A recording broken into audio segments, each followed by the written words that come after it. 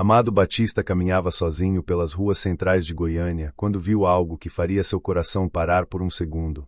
Aos 74 anos, acostumado aos palcos, aos aplausos e à solidão dos camarins luxuosos, ele havia decidido sair sem segurança, sem aviso, apenas com um boné surrado e óculos escuros.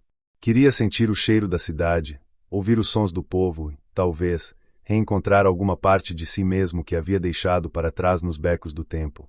Mas o que ele encontrou naquela manhã foi muito mais do que memória. Encontrou um rosto, um olhar perdido, um pedaço vivo de sua própria infância. Se você acha que sabe onde essa história vai terminar, espere. Porque o que começou como um simples reencontro entre dois velhos amigos vai se transformar em uma corrente de empatia que atravessa gerações, ruas, telas de celular e corações esquecidos. Fique até o fim para entender como a amizade de dois senhores com histórias quebradas foi capaz de reconstruir dignidade, acender luzes em vidas apagadas, acima de tudo, provar que nunca é tarde demais para recomeçar. O calor do sol goiano batia forte naquela manhã de terça-feira. A Avenida Anhanguera fervia com o vai e vem apressado de gente, buzinas, vendedores ambulantes, e o cheiro familiar de pamonha e fumaça de ônibus. Amado parou em frente a uma banca de jornal desativada, agora ocupada por um pequeno grupo de moradores de rua.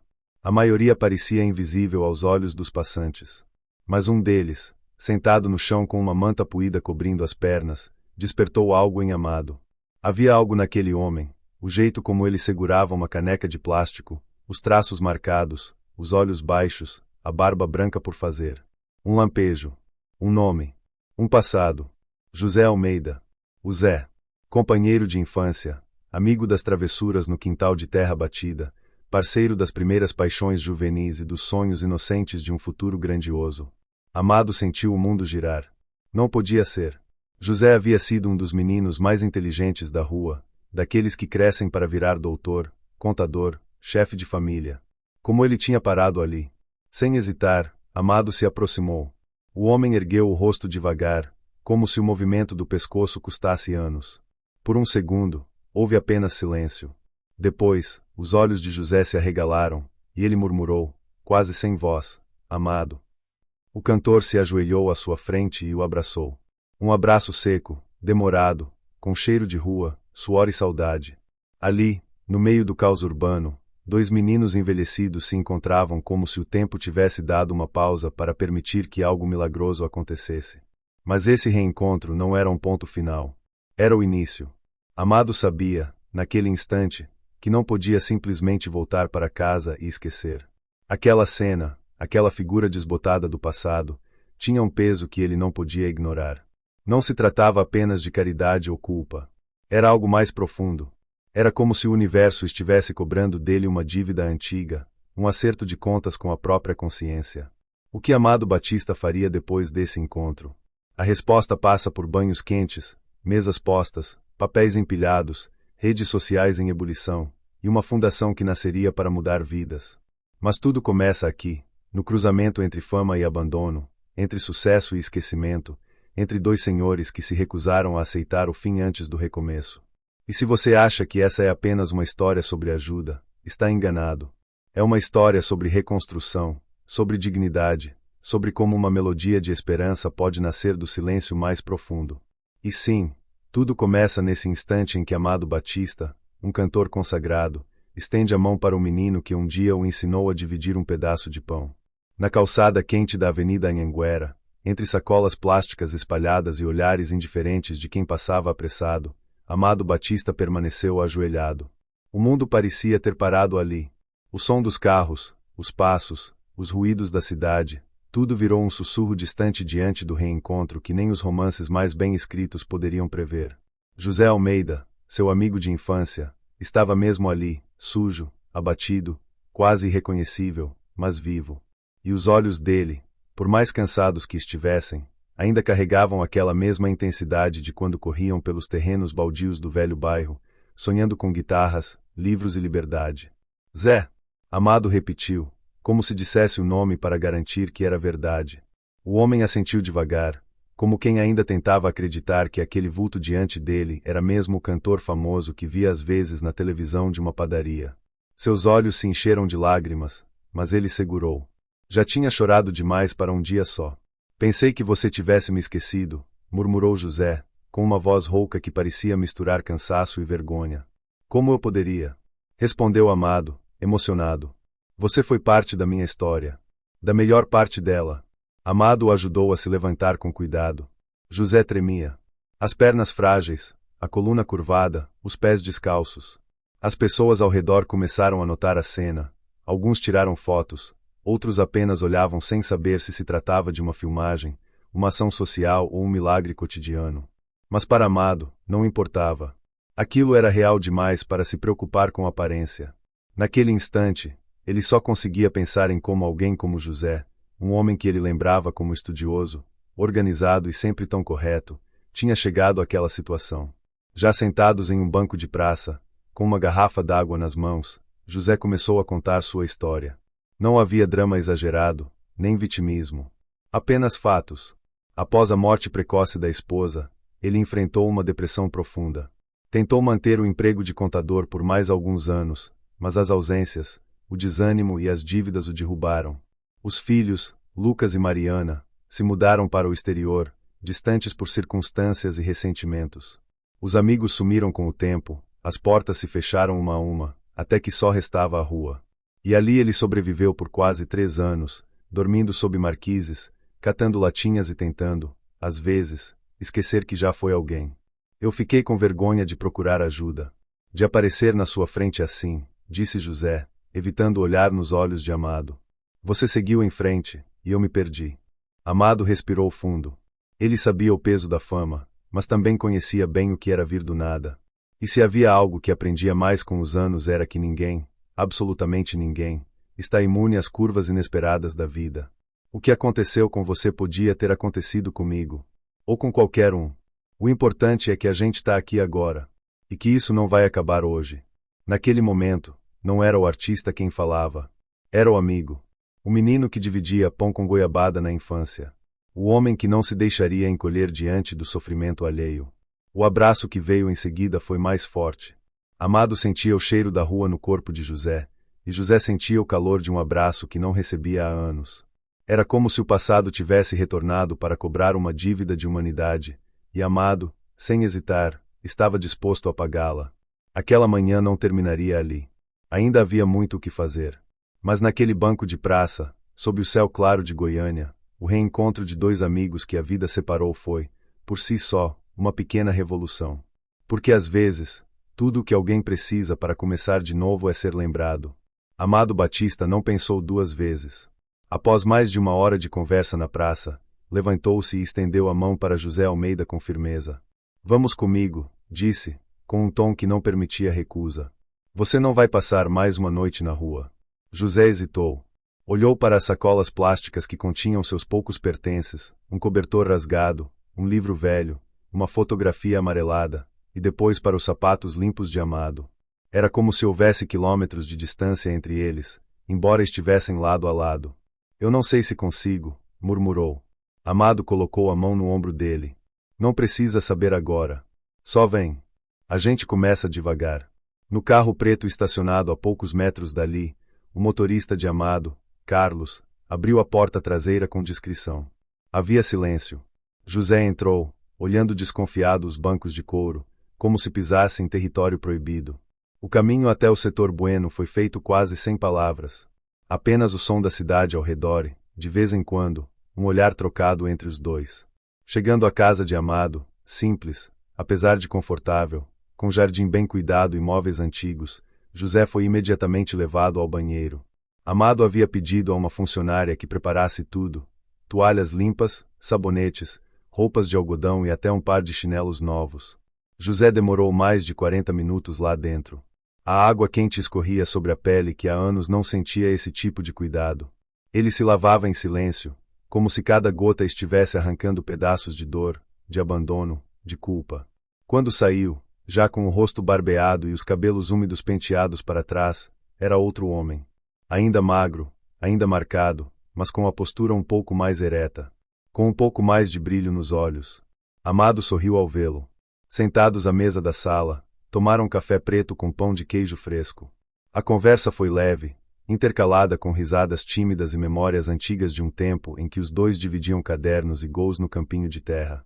Foi então que Amado tocou num ponto mais sério. Zé, eu queria te fazer uma proposta. José o encarou, curioso. Eu tenho uma produtora musical aqui em Goiânia. São muitos documentos, contratos antigos, notas fiscais, arquivos desorganizados. A papelada tá uma bagunça. E ninguém melhor do que você para dar jeito nisso. Você quer que você venha trabalhar comigo? Como contador, como organizador, como quiser chamar. Com salário, com tudo certo. E tem mais. Tem um apartamento de um amigo meu que tá vazio, perto daqui. É pequeno, mas é seu, se quiser. Pelo tempo que precisar. José ficou em silêncio. Seus olhos encheram de água, mas ele não chorou. Apenas respirou fundo e olhou para o chão. Por que tá fazendo isso, Amado? O cantor deu um leve sorriso. Porque eu posso. E porque eu sei que, se fosse ao contrário, você faria o mesmo. José não respondeu de imediato. Apenas assentiu com a cabeça. Era como se sua alma, até então congelada pela dureza das ruas, estivesse começando a derreter. Aceitar ajuda era difícil, mas recusar aquela mão estendida seria ainda mais cruel. Naquela noite, José dormiu em um quarto limpo, com colchão macio e cobertores cheirando a amaciante. Pela primeira vez em anos, não teve medo de fechar os olhos. O som que embalou seu sono não foi o de buzinas ou passos apressados, mas o silêncio confortável de um lar. E, para Amado, aquele era só o primeiro passo. Ele sabia que reerguer um homem ia muito além de banho e abrigo. Era preciso devolver sentido, dar chão, reacender a fé. E ele estava disposto a seguir até o fim com essa promessa silenciosa que havia feito ao amigo: você nunca mais vai estar sozinho. Os dias seguintes foram de silêncio respeitoso e trabalho paciente. José Almeida, ainda se adaptando ao novo ritmo, chegava cedo à produtora musical de Amado Batista, vestindo camisas simples e calça social, sempre passadas com cuidado por ele mesmo. Aos poucos, sua presença discreta se tornou constante nos corredores, nos arquivos empoeirados e nas conversas entre funcionários. Ninguém ousava tratá-lo com piedade, Amado havia deixado claro. Ali, José era parte da equipe, com nome, função e salário. A sala destinada a ele era modesta, mas acolhedora. 2 estantes, uma mesa grande de madeira e pilhas de pastas antigas esperando por organização. José, com sua caligrafia firme e raciocínio meticuloso, mergulhou de cabeça no trabalho. Catalogava, digitalizava, revisava documentos fiscais e contratos que datavam do início da carreira de Amado.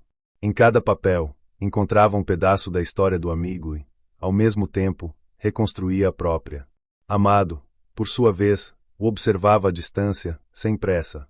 Sabia que a reconstrução verdadeira vinha de dentro. Não bastava oferecer abrigo e ocupação. Era preciso permitir que José, aos poucos, voltasse a se enxergar como alguém digno. E ele estava voltando. Não da noite para o dia, mas de dentro para fora. Certa manhã, enquanto tomavam café na cozinha da produtora, Amado percebeu algo simples, mas simbólico. José ria. Ria de verdade.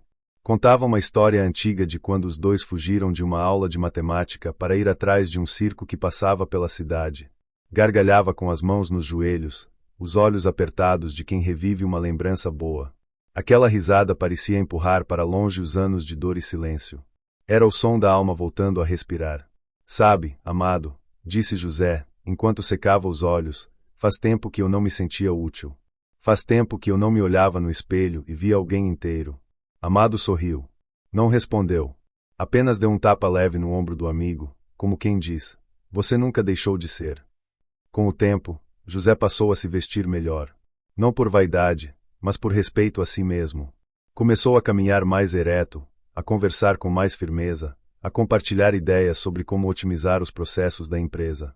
Ele até criou um pequeno sistema de organização para os documentos, que impressionou a equipe da contabilidade. Aos 75 anos, José estava vivendo um novo começo, e o mais bonito era que ele sabia disso. No apartamento, adaptado com móveis simples e confortáveis, ele reconstruiu uma rotina.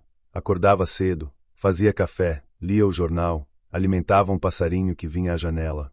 Comprou um violão usado em uma feira e começou a dedilhar acordes nas noites de sexta, lembrando canções que ouvia na juventude com Amado. O canto ainda era tímido, mas sincero. Certa tarde, ao sair da produtora, José encontrou um grupo de jovens esperando por Amado na porta. Eram fãs, pedindo autógrafos. Um deles, ao vê-lo, perguntou: "O senhor trabalha aqui?" José pensou por um segundo e respondeu com firmeza: "Trabalho, sim. Cuido de parte da organização. Ajudo como posso." O jovem sorriu com respeito. José seguiu seu caminho com os olhos brilhando. Aquela resposta, simples e honesta, tinha o peso de uma vitória silenciosa. Era a confirmação de que ele estava, passo a passo, reconstruindo não só a vida, mas também a imagem que tinha de si mesmo. Amado, ao ver tudo isso, sabia: o resgate de um ser humano não acontece num gesto único, mas na constância dos dias, no cuidado das pequenas coisas. E José, que antes mal conseguia se erguer de uma calçada, agora caminhava com a dignidade de quem sabe que recomeçar é, às vezes, mais poderoso do que nunca ter caído. O reencontro entre Amado Batista e José Almeida, que começou de forma discreta nas ruas de Goiânia, logo se transformou em algo muito maior do que os dois poderiam imaginar. Tudo começou com uma simples postagem. Um funcionário da produtora, emocionado ao ver José reorganizando pilhas de documentos antigos com dedicação, fez uma foto discreta dele ao lado de Amado, sorrindo com uma pasta nas mãos. A legenda dizia: amizade, respeito e recomeço. Nunca é tarde para ser visto. A imagem foi publicada nas redes sociais da equipe da produtora e, em poucas horas, viralizou. Milhares de comentários tomaram conta das redes. "Isso é humanidade de verdade", escreveu uma seguidora. "Chorei aqui, meu pai está nessa mesma situação e nunca teve uma chance assim", comentou outra. Vídeos antigos dos dois na infância, registros esquecidos de partidas de futebol de várzea, e até fotos antigas do colégio começaram a aparecer, enviados por pessoas que reconheciam os dois amigos. A comoção foi espontânea, real e profunda. Em poucos dias, jornais locais, sites de notícias e até programas de televisão queriam entrevistar os dois. Mas Amado tinha outros planos. Ele não queria transformar aquele reencontro em espetáculo. Queria transformar em propósito. Numa reunião com seus irmãos e José, sentados na varanda da casa, lançou a ideia: "E se a gente usasse tudo isso que está acontecendo para fazer algo maior? Não só por você, Zé, mas por outros como você. Quantos idosos estão vivendo na rua, esquecidos, só esperando alguém estender a mão?" O silêncio que se seguiu foi de entendimento. José assentiu devagar, os olhos marejados. Sabia que havia muitos como ele. Sabia porque viu, viveu, dividiu pão com eles. Não era só sobre ele e Amado. Era sobre todos os invisíveis. Nasceu ali o embrião da Fundação Melodia dos Sonhos.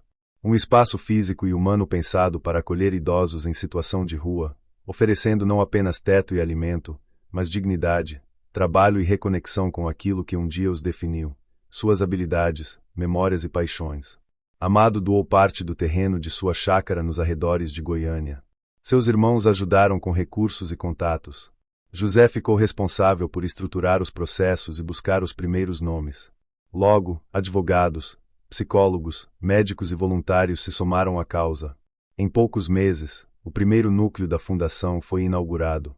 Tinha uma casa de acolhimento, salas de oficina, biblioteca, sala de atendimento médico e um espaço cultural onde se apresentavam músicos, contadores de história e até antigos professores.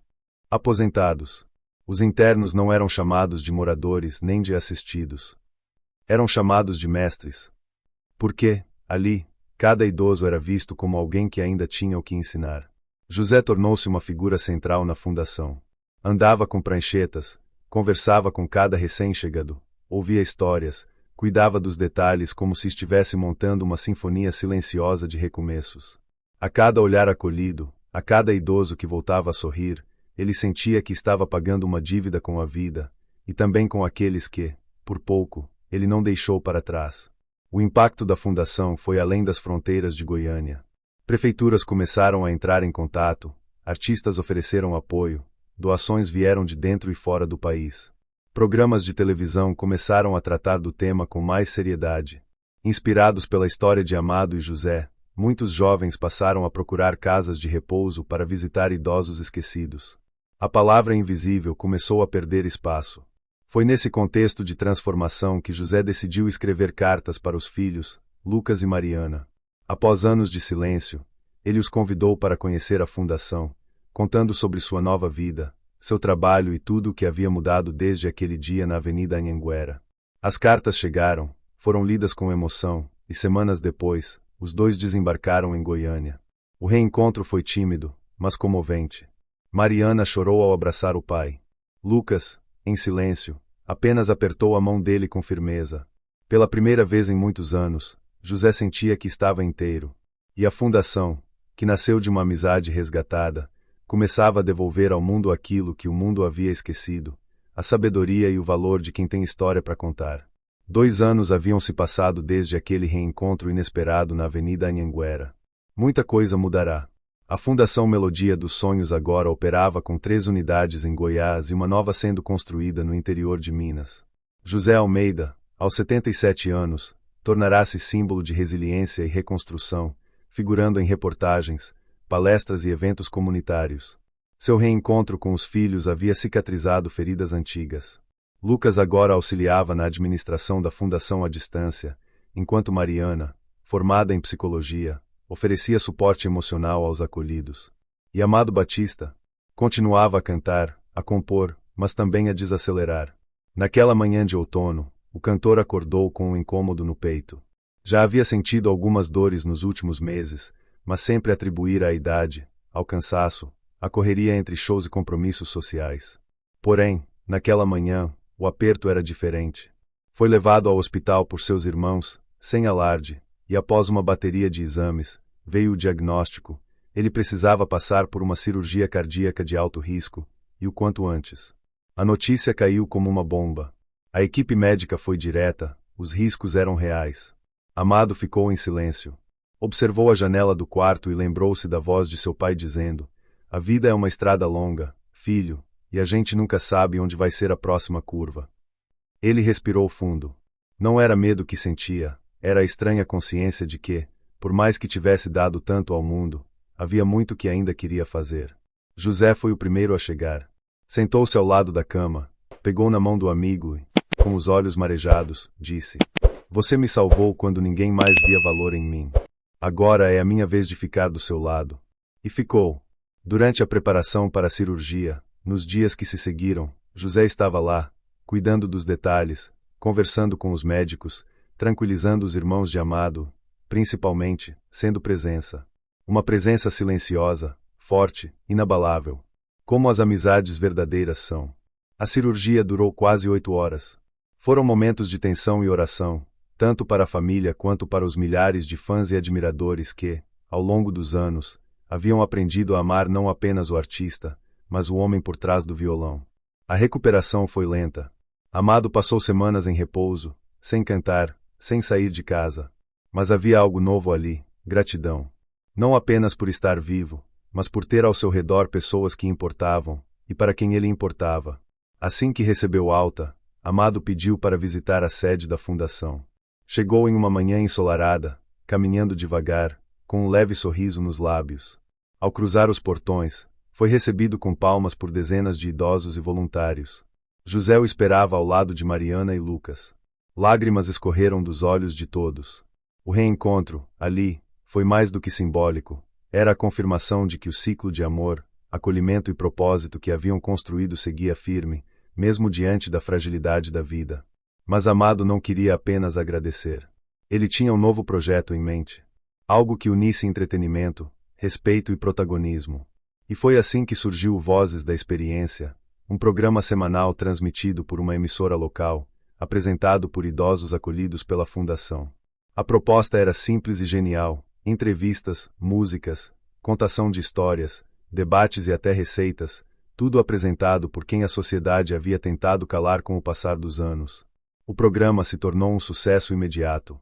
As vozes antes esquecidas passaram a ecoar nas salas das famílias, nas redes sociais, nos corações dos jovens. José apresentava uma vez por mês, sempre com sua fala pausada e olhar firme. Amado, agora como convidado frequente, participava cantando, conversando, inspirando. A cirurgia havia deixado cicatrizes no corpo, mas abrirá janelas na alma.